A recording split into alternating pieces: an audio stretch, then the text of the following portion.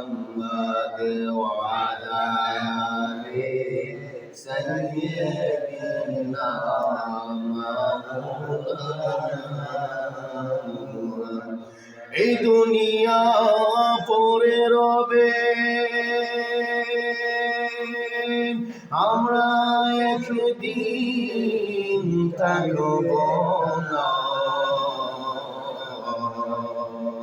আইসি একা যাব একা সঙ্গে কেউ যাবে না আল্লাহুম্মা আলা সাইয়্যিদিনা মাওলানা মুহাম্মদ ওয়া আলা আলি সাইয়্যিদিনা মাওলানা بلغ العلا بكماله وشفى الدجى بجماله فصلت جميع خصاله صلى الله عليه وعلى آله সম্মানিত মুসল্লিয়াই کرام আজকের এই পবিত্র জুমাবার দিন গরিবের হজের দিন আজকে আমাদেরকে দুনিয়াবি কাজকর্ম থেকে ফারাক করে আজকের এই রজবের মাসের শেষ মুহূর্তে রজবের আজকে ২৬ তারিখের উপলক্ষে লাইলাতুল মেরাজের রাত্রির উপলক্ষে আজকের এই পবিত্র জুমাবার দিন আমরা একত্রে কোরআন হাদিস থেকে কিছু কথা বলার আপনাদেরকে কিছু কথা আমলের নিয়তে শ্রবণ করার যে আল্লাহ পাক আমাকে এবং আপনাদেরকে কিছু ইসলামী কথা শোনার বসার ধৈর্য ধরার তৌফিকটুকু দান করেছেন সেজন্য মহান মনিবের দরবারে লাখো শুকরিয়া জ্ঞাপন করছি সকলে বলি প্রাণ খুলে ওজার কণ্ঠে সমকণ্ঠে একবার আলহামদুলিল্লাহ। আমাদের আজকের এই প্রিয় নবী সাল্লাল্লাহু আলাইহি ওয়াসাল্লামের কিছু একটা মুজিজার বিষয় নিয়ে আলোচনা করব। সে মুজিজা হচ্ছে মিরাজ। মুজিজা অনেকগুলো রাসূল সাল্লাল্লাহু আলাইহি ওয়াসাল্লামের মুজিজা দেওয়া হয়েছে কি হয় নাই, তার মধ্যে অন্যতম একটা মুজিজা হচ্ছে মিরাজ। কথা বুঝতে পারতেছেন? তা আমি আপনাদের সম্মুখে এর আগেও অন্য এক জুম্মায় বলেছিলাম যে আমাদের সাধারণ মানুষ এবং নবীদের মধ্যে কয়েকটি পার্থক্য আছে। এই পার্থক্য হচ্ছে মূলত তিনটা পার্থক্য জেনে নেই। নবীরা ছিলেন, সকল নবীরা ছিলেন নিষ্পাপ, আমরা নিষ্পাপ না, ঠিক কিনা? এতে কোনো সন্দেহ আছে? সকল নবীদের কাছে আল্লাহ তাআলার পক্ষ থেকে জিবরাইলের মাধ্যমে কথা আসতো। আমাদের কাছে কি এরকম জিবরাইল এসেছে কখনো? কথা বুঝতে পারতেছেন? কয়টা গেল পার্থক্য? দুইটা। আরেকটা হলো নবী রাসূল সাল্লাল্লাহু আলাইহি ওয়াসাল্লামকে আল্লাহ তাআলা কিছু প্রদত্ত ক্ষমতা দিয়েছেন। তা আমাদেরকে কি এরকম ক্ষমতা দিয়েছেন? আমাদের ইশারাগুলো চাঁদ দ্বিখণ্ডিত হবে। কার ইশারা চাঁদটা দ্বিখণ্ডিত হয়েছে জানেন তো নাকি? ইতিহাস জানেননি? কথা কন না কেন? ইকতারাবাতিস সাআতু ওয়ানশাক্কাল কমার, আছে না নাই? রাসূল পাক সাল্লাল্লাহু আলাইহি সাল্লামের হাতের ইশারায় চাঁদটাকে দ্বিখণ্ডিত করে দিয়েছে। আর আমি আপনি যতই বলি চাঁদ দ্বিখণ্ডিত হ হ হ, দুনিয়া থেকে চলে যেতে পারো, কিন্তু কখনো চাঁদ দ্বিখণ্ডিত হবে না, ঠিক কিনা? তাহলে এতে বোঝা গেল রাসূল সাল্লাল্লাহু আলাইহি সাল্লামের এগুলি একটি হলো মুজিজা। এগুলি কি? আসুন, ঈসা পয়গম্বরের নাম শুনেছি কি শুনি নাই? অনেক বছরের কবর থেকে মরা মানুষ জিন্দা করতে পেরেছে। বলেন, আমি আপনি যতই বলি মরা মানুষ জিন্দা হও জিন্দা হও, তাহলে কখনো কি সম্ভব জিন্দা কি হবে? কখনো সম্ভব না, কারণ এগুলি মুজিজা। তাহলে নবীরা ছিলেন নিষ্পাপ, আমরা কোনো পাপের সীমা নাই। নবীদের কাছে আল্লাহ তাআলার পক্ষ থেকে জিবরাইলের কি কিতাব নাজিল করেছেন, আমাদের উপর কোনো কিতাব নাজিল করেন নাই। নবীদের উপর এমন পর্যন্ত দিয়েছেন যেগুলো আল্লাহ তাআলা পারতেন। আল্লাহ তাআলা মরা মানুষকে জিন্দা করতে পারতেন কি পারতেন না? এই ক্ষমতা দিয়েছেন ঈসা পয়গম্বরকে। কাকে? তাহলে এতে বোঝা গেল আজ আমরা কত দরবেশ, কত গাউস কুতুবকে পীরের পায়ে নেংটা, পীরের গোসলের পানি পর্যন্ত খায়। শুধু সে তো মরা মানুষ জিন্দা করতে পারে না, আর যদি পারতো তাহলে তো ছাড়ছে তাকে তো খোদা মানতো, তার কাছ থেকে যাইতে না কখনো। দেখি না কথা বুঝতে পারতেছে? পীরে কি পারছে কোনোদিন যে মরা মানুষ চিন্তা করতে? পীরে কি পারছে কোনোদিন যে চারটায় দ্বিখণ্ডিত হয়? পারছে না? পারা তো তারপরও তো ভাবা পীরের গুণগান গায় কি গায় না? কারা গায় এগুলি? যাদের মাথার মধ্যে আছে অনেক গোবর ছাড়া তারা আর এই কাজ করতে পারে না। ঠিক কিনা? তাহলে আমরা আজকের এমন একটি বিষয় আলোচনা করব, আমার রাসূল পাক সাল্লাল্লাহু আলাইহি সাল্লামকে মেরাজ দেখিয়েছেন, আল্লাহ তাআলার সান্নিধ্য লাভ করেছেন। অর্থাৎ মেরাজ অর্থ হলো ঊর্ধ্বগমন। মেরাজ অর্থ কি? এই রাত্রিতে দুইটা হয়েছে, একটা হইলো ইসরা আর একটা হইলো মেরাজ। কয়টা? ইসরা হইলো রাত্রিকালের কিছুটা ভ্রমণ, মেরাজ হইলো আল্লাহ তাআলার কাছে স্বয়ং সাক্ষাৎ। কথা বুঝতে পারতেছেন তো? তাহলে এগুলি কি সন্দেহ করা যাবে কখনো? কারণ এই জন্য মেরাজ ঘটিয়েছেন। কেন ঘটিয়েছেন আমরা এটা জানতে হবে। কয়েকটি কারণ নিয়ে মেরাজটা ঘটনা করেছেন। কারণ হচ্ছে, এক নম্বর কারণ হচ্ছে বিশ্বনবী ওই নবুয়তের 10ম বছরে খুবই দুঃখের বছর ছিল, খুবই ভারাক্রান্ত মন ছিল, মনটা খুবই বেদনাদায়ক ছিল। এই একটা কারণে মেরাজ ঘটিয়েছেন। আরেকটা কারণ ঘটিয়েছেন, কোনো উম্মত যেন না বলতে পারে যে আমাদেরকে আখিরি নবী দিয়েছেন, যে আখিরি নবী আমরা কেন মানবো? সেই আখিরি নবী তো না শুনে আমাদের কাছে প্রচার করেছে। এই জন্য যে আমরা না বলতে পারি, এই জন্য আল্লাহ তাআলা স্বয়ং আপনার রাসূল পাক সাল্লাল্লাহু আলাইহি সাল্লামকে 2 চোখে জান্নাত জাহান্নাম দেখিয়েছেন। শুনেন, শোনা কথা আর দেখা কথার মধ্যে বিশাল ধরনের পার্থক্য আছে। ঠিক কিনা? কথা বুঝতে পারতেছেন? কেন ঘটিয়েছেন আমরা জানতে হবে তো। নিজের কানে শোনা আর দেখা এক হতে পারে কখনো? কথা বলেন না কেন? এক হতে পারে না।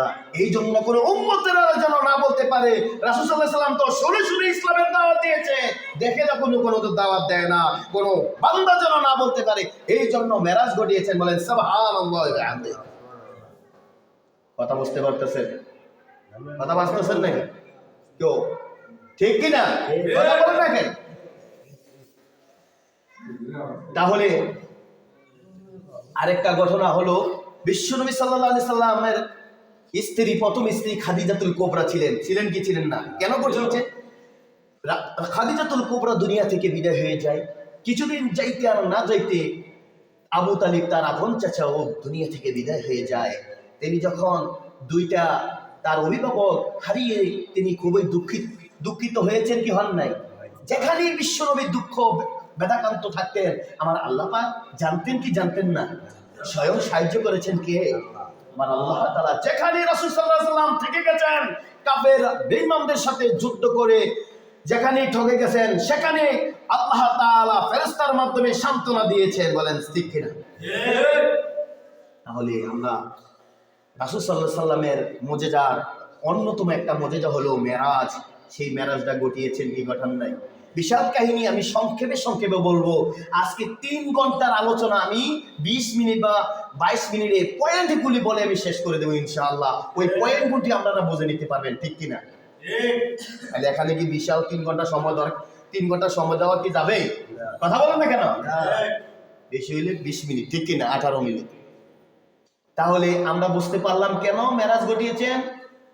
যে খাদিজাতুল কুবরা ইন্তেকাল করে ফেললেন, আবু তালিব ইন্তেকাল করে ফেললেন, দুঃখ ভারাক্রান্ত মন নিয়ে কি করলেন? দুঃখ ভারাক্রান্ত মন নিয়ে তার স্ত্রী, হাদিসে এসেছে উম্মে হানির ঘরে তিনি কি ছিলেন?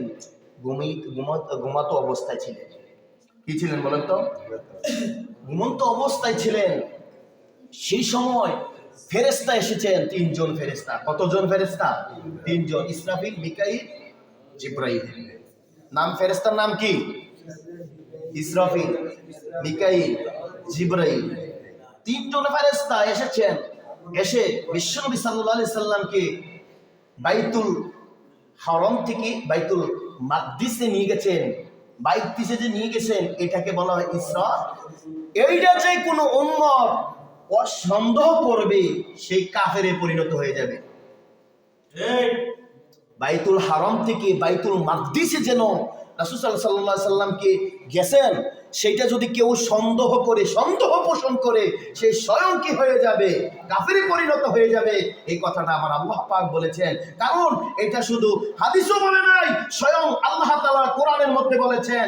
সূরা 17 নম্বর সূরা বনি ইসরাঈল বলে দেখবেন, সুবহানাল্লাযী আসরা বিআবদিহি লাইলাম মিনাল মাসজিদিল হারামি ইলাল মাসজিদিল আকসা আল্লাযী বারাকনা হাওলাহু লিনুরিয়াহু মিন আয়াতিনা ইন্নাহু হুয়াস সামিউল বাসীর। কোরআনের মধ্যে আয়াত। সুবহানাল্লাহ, এখানে আল্লাহ তাআলা যে নিজে আশ্চর্য হয়ে গেলেন। আয় হায়, আল্লাহ তাআলা কেন এই মেরাজটা যে আল্লাহ রাসূলকে ঘটিয়েছেন আল্লাহ তাআলা সেখানে এই বর্ণনা দিতে গিয়ে আল্লাহ তাআলা আশ্চর্য বোধ অনুভব করেছেন। সুবহানাল্লাহ। আমরা যে কোনো একটা কেউ যদি অসম্ভব জিনিসটাকে সম্ভব করতে পারে, আমরা বলি না সুবহানাল্লাহ, আরে কি রে, এইটা ছোট একটা কাজ, আমরা এই বিশাল কাজ আমরা পারতেছি না। অনেকে আমরা চেষ্টা করেছি এই কাজটা করার জন্য, সে একে এসে কাজটা করে ফেললো, তাহলে আমরা সুবহানাল্লাহ বলি না? আশ্চর্যবোধ কাজ করলে সুবহানাল্লাহ বলি কি বলি না? এই মিরাজ হলো একটা আশ্চর্যবোধক ঘটনা। কি বলবো ঘটনা? আশ্চর্যবোধক ঘটনা। আল্লাহ তাআলা নিজেই সুবহানাল্লাহ বলেছেন, আমি রাসূল সাল্লাল্লাহু আলাইহি ওয়াসাল্লামকে এক রাত্রিতে আমার কাছে আমার দিদার আমি লাভ করে দিয়েছি। বলেন সুবহানাল্লাহ। এই জন্য কারণ কতগুলো ঘটনা আপনারা জানেন, ওই সব ঘটনার মধ্যে সুবহানাল্লাহ কখনো বলেন নাই। ইউনূস নবীর নাম শুনেছি, ওই ইউনূস নবীকে মাছের মধ্যে ছিলেন, তিনটা অন্ধকারের মধ্যে ছিলেন, রাতের অন্ধকার, পানির অন্ধকার, একটা মাছ আরেকটা মাছকে গিলে ফেলেছে, ওই মাছ থেকে তাকে জীবিত উদ্ধার করেছেন। সেখানে এটা কি আশ্চর্যবোধক ঘটনা? কি ঘটনা বলেন? আশ্চর্য ঘটনা। সেখানেও সুবহানাল্লাহ বলেনি। কথা বুঝবেন? সেখানেও সুবহানাল্লাহ বলেনি। এবং ইব্রাহিম আলাইহিস সালাতু সালাম সেখানে যে আগুন যখন নমরুদরা আগুনে ফালিয়ে দিল, ওই আগুন কি হয়ে গেল? ওই আগুন একদম বেহেশতের বাগান হয়ে গেল। সেখানে কি আশ্চর্যবোধক ঘটনা না? আশ্চর্যবোধক ঘটনা না কি? সেখানেও সুবহানাল্লাহ বলে নাই। এতে বোঝা গেল ওই চাইতো এই মেরাজটা আরো গুরুত্বপূর্ণ। বলেন সুবহানাল্লাহ। এখন বুঝতে পারতেছেন, যারা ইমানদার তারাই বিশ্বাস করবে। কাফের বেঈমান কখনো ওই রাসূল সাল্লাল্লাহু আলাইহি সাল্লামের মেরাজটাকে, রাসূল সাল্লাল্লাহু আলাইহি সাল্লামকে যে আল্লাহর কাছে নিয়ে গেছে, কখনো বিশ্বাস করবে না। ঠিক কিনা? কথা বুঝতে পেরেছেন? ঈসা পয়গম্বরের নাম শুনেছি না? ঈসা পয়গম্বর মরা মানুষ জিন্দা করতে পারতো, সেখানে তো সুবহানাল্লাহ বলার দরকার ছিল। আল্লাহ তাআলা সেখানে বলে নাই। এর চেয়েও আরো গুরুত্বপূর্ণ রাসূল সাল্লাল্লাহু আলাইহি সাল্লামকে বেশি মুজিজা দিয়েছেন। বলেন সুবহানাল্লাহ। এই জন্য বলেছেন সুবহানাল্লাযী আসরা বিআবদিহি লাইলাম মিনাল মাসজিদিল হারামি ইলাল মাসজিদিল আকসাল্লাযী বারাকনা হাওলাহু লিনুরিয়াহু মিন আয়াতিনা ইন্নাহু হুয়াস সামিউল বাসীর। আল্লাহ তাআলা নিজে বলতেছেন, আমি আশ্চর্যবোধক ঘটনা ঘটিয়েছি। এক রাত্রিতে আমার হাবিবকে আমি আমার কাছে নিয়ে এসেছি। আবদিহি মানে সহশরীরে নিয়ে গেলেন। বলেন সুবহানাল্লাহ। কোথায় থেকে? বাইতুল হারামের মধ্যে। হাদিসে এসেছে উম্মে হানির ঘরে ঘুমন্ত অবস্থায় ছিলেন। জিব্রাইলরা এসে, তিনজন জিব্রাইল, মিসকাইল, ইসরাফিল ফেরেশতারা তিনজন এসে ওই বাইতুল হারাম থেকে বাইতুল মাকদিস পর্যন্ত নিয়ে যায়। এই যাওয়ার পরে বাইতুল হারাম থেকে মাকদিস পর্যন্ত যাওয়ার মধ্যে দিয়ে কিছু ঘটনা ঘটে গেল। ঘটনা যখন ঘটে গেল, ওই জিব্রাইল আলাইহিস সালাতু সালামকে আল্লাহ তাআলা রাসূল জিজ্ঞাসা করলেন, আল্লাহ তাআলা এই যে আমি একটা মরুভূমি দেখতেছি, সুন্দর একটা মরুভূমি দেখতেছি, এটা কি? তখন জিব্রাইল বলল, ওগো আল্লাহর হাবিব, সেটা হলো মদিনা শরীফ, ইয়াসরিব, যেটা মদিনার নামকরণ করা হয়েছে। রাসূল সাল্লাল্লাহু আলাইহি সাল্লাম যখন মদিনায় যায় তখন মদিনার নামকরণ করা হয়। এর আগে মদিনার নাম ছিল ইয়াসরিব। বলে এই বিশাল সুন্দর দৃশ্যটা যে মরুভূমিটা দেখতেছে এটা কিসের? এটা হলো ইয়াসরিব মদিনা। যাইতে যাইতে আবার বোরাকের মধ্যে যে যখন উঠতেছিলেন, আবার যাইতে যাইতে একটা পাহাড় দেখতে পেলেন, বহুত পাহাড়, একটা পাহাড় দেখতে পেলেন। পাহাড় দেখিয়ে বললেন এই পাহাড়টা কিসের? এই পাহাড়টা কিসের? এই পাহাড়ের মধ্যে একটা বৃদ্ধ লোক দাঁড়িয়ে আছেন। তখন জিব্রাইলকে প্রশ্ন করলো, ওগো জিব্রাইল। কে প্রশ্ন করলেন? আল্লাহর হাবিব প্রশ্ন করলেন, ওগো জিব্রাইল, এই বৃদ্ধ লোকটা কে? তখন জিব্রাইল বলল, ওই বৃদ্ধ লোকটা হলো মুসা পয়গম্বর। ওই মুসা পয়গম্বর আল্লাহ তাআলার কাছে তুর পাহাড়ের মধ্যে কি করত? তুর পাহাড়ে আল্লাহ তাআলার সাথে কথা বলতো। এটা হলো তুর পাহাড়। বলেন সুবহানাল্লাহ। আরো কিছু যাইতে একটা মরুভূমি দেখতে পেলেন, যেখানে যখন দেখার পর বললেন, ওগো জিব্রাইল আলাইহিস সালাম, সেটা কি? সেটা আমরা জানতে চাই।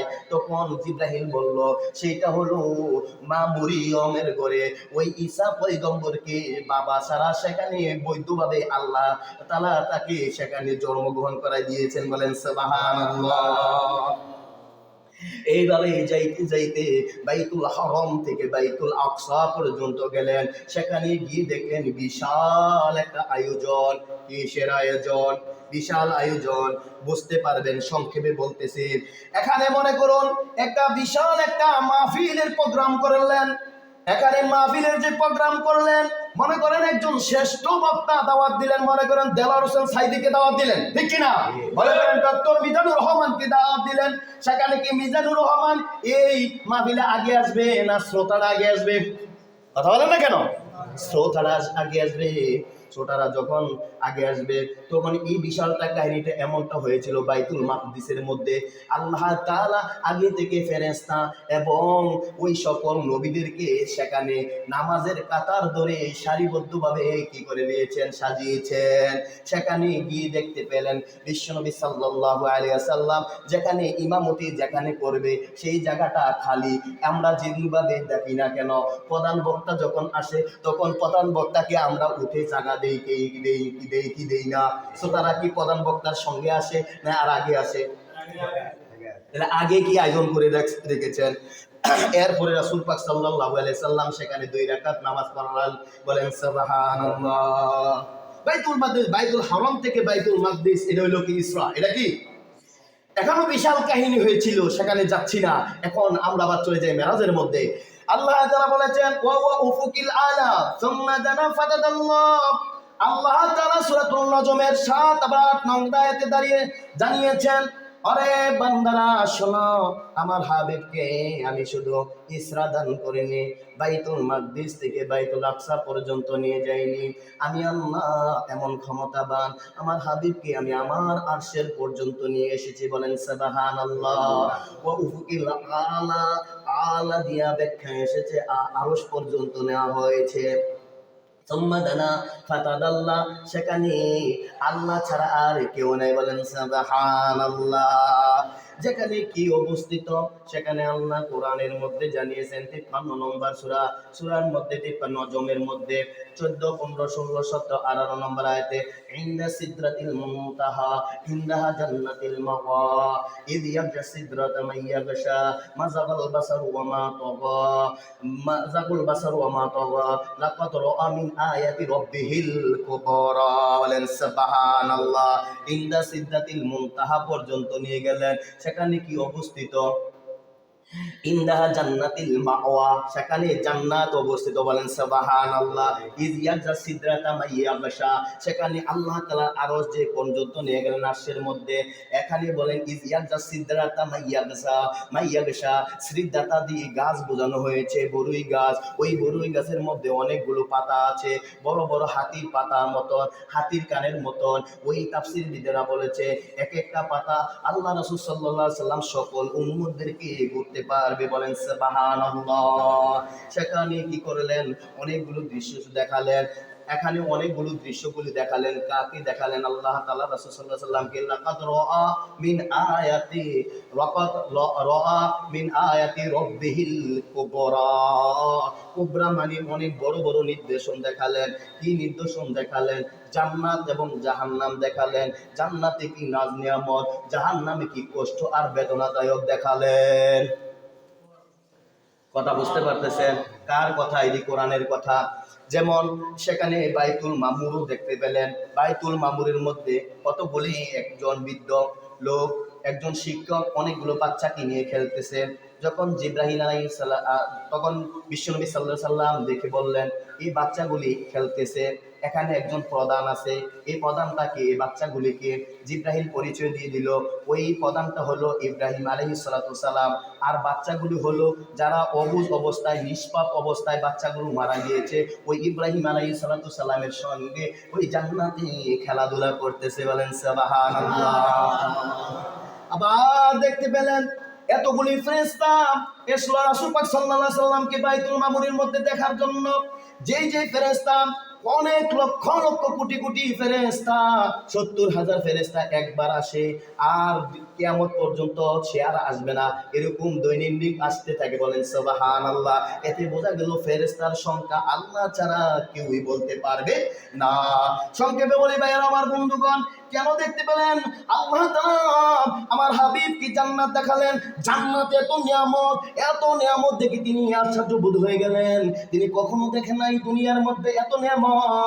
তিনি আশ্চর্যবোধ হয়ে গেলেন। জান্নাত দেখানো শেষ, বিশাল কাহিনী, সেখানে যাচ্ছি না।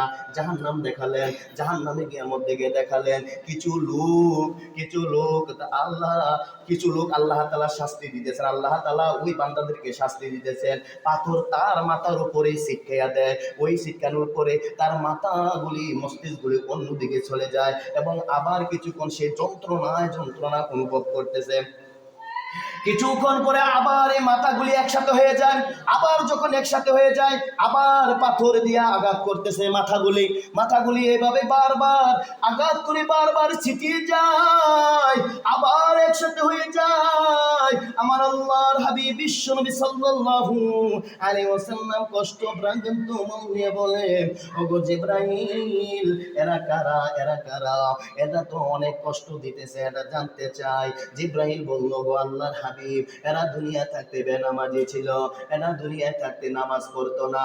কিছু লোক আবার রাসূল পাক সাল্লাল্লাহু আলাইহি সাল্লাম বেশিরভাগ জাহান্নামীদের মধ্যে বেশিরভাগ মহিলাদেরকে দেখতে পেলেন। এমন ভাবে দেখতে পেলেন কিছু মহিলাদেরকে চুলের মধ্যে বেঁধে তাদেরকে উলঙ্গ অবস্থায় ফেরেশতারা হাতুড়ি দিয়া, লোহা দিয়া ওই মহিলাদেরকে কি করতেছে? মারধর করতেছে।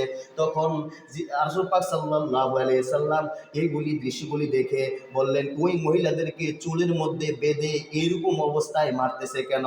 তখন জিবরাইল বলল, ওই দুনিয়া থাকতে ওই মহিলারা যারা তারা চুল ছেড়ে ওই রাস্তার মধ্যে হাঁটতো। বলেন নাউজুবিল্লাহ। মহিলারা চুল ছেড়ে পুরুষদেরকে দেখায় কি দেখায় না? আরে দেখায় না। কত পারফিউমস দিয়া মহিলা বের হয়ে যায় বাজারের মধ্যে, এমন সেন্ট মারে যে মহিলার দিকে যে মানুষটা তাকাইতো না, ওই মানুষটাও তাকাইবো, আর গ্রামটা কোন জায়গার থেকে আসে, ঠিক কিনা? কারণ মহিলারও চিন্তা করে যায়, আমি যদি গ্রাম দিয়া যাই আমার দিকে তাকাইবো, আর যদি আমি গ্রামটা না দিয়া যাই, সে সেন্ট না দিয়া যায় আমার দিকে তো তাকাইতো না। আর এমন ভাবে পোশাক পরে যে অচল সে কি পোশাক পরছে কি না পরছে এটাও বোঝা যায় না, ঠিক কিনা? মা বোনেরা, আপনাদেরকে আল্লাহ তাআলার হাবিব এত ভাবে শাস্তি দেখলেন। বেশিরভাগ নারীদেরকে জাহান্নামের মধ্যে দেখতে পেলেন, বেশিরভাগ নারীদেরকে। কারণ নারীরাই ফিতনা বাসাত লাগায় কি লাগায় না? কথা বলেন না কেন? সাধারণ ক্ষুদ্র জিনিস এক নারী যদি এই কানে শুনে, দেখবেন মাইক দিয়া বলা লাগবে না, দেখবেন এমনি ওই নারী দেখবেন মাইকের কাজ করে ফেলছে, ঠিক কিনা? রাগ করতেছেন নাকি? কথা বলেন না কেন? কারণ নারীরাই হলো ফিতনাবাজ, এই নারীরাই যাবে বেশিরভাগ জাহান্নামে। আবার কিছু লোকদেরকে দেখলেন উলঙ্গ অবস্থায়, একটা গরম পাতিলের মধ্যে উলঙ্গ অবস্থায় নর এবং পুরুষকে রাখলেন, নারীকে রাখলেন। রেখে তাদেরকে দুর্গন্ধ গোস্ত খাওয়াচ্ছেন। একটা পাতিলের মধ্যে শাবক গোস্ত, আর একটা পাতিলের মধ্যে দুর্গন্ধ গোস্ত। কিসের গোস্ত বলেন তো? দুর্গন্ধ গোস্ত খাওয়াচ্ছেন। এই দৃশ্যগুলি বিশ্বনবী দেখলেন। এরা কারা? তখন জিব্রাহিল বলল, ওই পুরুষ, ওরা হলো ওই পুরুষ যে পুরুষ নিজের স্ত্রী থুইয়া অন্য স্ত্রীর কাছে পরকিয়া করছে। বলেন নাউজুবিল্লাহ। আছে না নাই? কথা বলেন না কেন? আছে না নাই? আবার ওই নারীটা কেন এইগুলি শাস্তি পাচ্ছে? তখন জিব্রাইল আলাইহিস সালাম বললেন, এটা হলো ওই নারী, স্বামী বিদেশ থাকে, টাকা মুছে মুছে পাঠায়, স্বামীর হক নষ্ট করে অন্য পুরুষের সাথে পরকিয়া করে। এরকম নারী আছে না নাই? মনে হয় নাই। পরকিয়া করে কি করে না? এই পরকিয়ার লোকদেরকে আগুনের মধ্যে, পাতিলের মধ্যে রাখা তাদেরকে দুর্গন্ধগ্রস্ত খাওয়াবে। যে দুর্গন্ধগ্রস্ত ওই আকাশের মধ্যে যদি মাঝখানে একটা বেঁধে দেওয়া হয়, ওই দুর্গন্ধগ্রস্তর কারণে আমরা দুনিয়া শ্বাসবদ্ধ হয়ে মারা যাব। এত দুর্গন্ধগ্রস্ত খাওয়াবে যারা পরকিয়া করে। বলেন নাউজুবিল্লাহ। কিছু লোককে দেখতে পেলেন, কিছু লোককে দেখতে পেলেন গাল কাটতেছে। কিসের কাটতেছে? গাল কাটতেছে। ওইটা কারা? ওই লোকটা হইলো কারা? তারা হলো মিথ্যাবাদী, মিথ্যা কথা বলে সমাজের মধ্যে বিশৃঙ্খলা তৈরি করত, তাদেরকে গাল কাটবে। আবার কিছু লোককে দেখতে পেল তার জিলবা আগুনের কেচি দিয়া কাটলো। জিব্রাইল রাসূল সাল্লাল্লাহু আলাইহি সাল্লাম দেখতে পেলেন। এগুলি দেখে, দৃশ্যগুলি দেখে জিব্রাইলকে প্রশ্ন করলেন, তাদের জিলবাগুলি কেন কাটে? বলতো, জিব্রাইল বলেছে তারা হইলো দুনিয়াতে একটা ওই লোক ছিল, তারা নিজে ভালো কথা বলতো কিন্তু তারা নিজেরা পালন করতো না। কথা বুঝতে পারতেছেন? কথা বুঝতে পারতেছেন? আবার কিছু লোককে দেখতে পেলেন বড় বড় ডামের মতন পেট। এই পেটের ভিতরে দেখতে পেলেন সাপ ভিল করে কামড়াইতেছে। এই দুনিয়ার সাপের মতন নয়, ওই জাহান্নামের সাপ। ওই সাপ যদি দুনিয়ার মধ্যে একটু নিঃশ্বাস ফালাতো, বিষাক্তর কারণে কোনো গাছপালা হতো না। ওই বিষাক্ত ধরনের সাপ ওই পেটের মধ্যে কামড়াইতেছে। আল্লাহ রাসূলের দৃশ্যগুলি দেখে ব্যথিত হয়ে গেলেন। ব্যথিত হওয়ার পর জিব্রাইলকে প্রশ্ন করলেন, ওগো জিব্রাইল, তারা কারা? তখন জিব্রাইল আলাইহিস সালাতু সালাম বলল, ওরা হলো দুনিয়া থাকতে সুদ খাইতো। বলেন নাউজুবিল্লাহ। দুনিয়াতে এরকম লোক আছে না নাই? কথা বলেন। অনেক লোক আছে। তাহলে শাস্তি, অনেক ধরনের শাস্তি দিয়েছেন কি দেন নাই? কথা বলেন না কেন? অনেক ধরনের শাস্তি দিয়েছেন। জান্নাতে যখন রাসূল সাল্লাল্লাহু আলাইহি সাল্লাম দেখালেন, তখন জান্নাতের মধ্যেই তখন পায়ের আওয়াজ শুনেছেন। হযরত বেলাল রাদিয়াল্লাহু তাআলা আনহুর সর্বপ্রথম পায়ের আওয়াজ শুনেছেন। বেলাল রাদিয়াল্লাহু এত আল্লাহর কাছে সম্মানিত ছিলেন। আয়েশা বেলালকে বলল, বেলাল, তুমি কি এমন আমল করো যে তোমার জান্নাতে তোমার পায়ের আওয়াজ শুনেছি মেরাজের রাত্রিতে? সে বলল, আমি দুকুলের নামাজ কোনোদিন ছাড়তাম না, দুকুলের মসজিদের নামাজ কোনোদিন ছাড়তাম না। এগুলা বিশাল কাহিনী। জান্নাত জাহান্নাম দেখিয়েছেন যে লাকাদ রাআ মিন আয়াতি রাব্বিহিল কুবরা, 18 নম্বর আয়াত, 53 নম্বর সূরা। এমন অনেক বড় বড় নির্দেশন দেখিয়েছেন, জান্নাত জাহান্নাম দেখিয়েছে। এতে গেলে সন্দেহ করা যাবে? কথা বলেন না কেন? এই জন্য তো মেরাজ ঘটিয়েছেন। আমি তো প্রথমে বলেছিলাম যে শোনা কথা আর নিজের দেখার কথার মধ্যে পার্থক্য আছে না নাই? কাফাবিল নাফসি আইয়ুহাদ্দিসা লিকুল্লি মাসানিয়া। যতই শুনেন ওই শোনা কথাই রাসূল বলেছে, ওই শোনা কথা হচ্ছে মিথ্যার কারণ। বলেন নাউজুবিল্লাহ। ঠিক কি না? শোনা কথা, এটা কি আমার কথা না রাসূলের কথা? কে হযরত?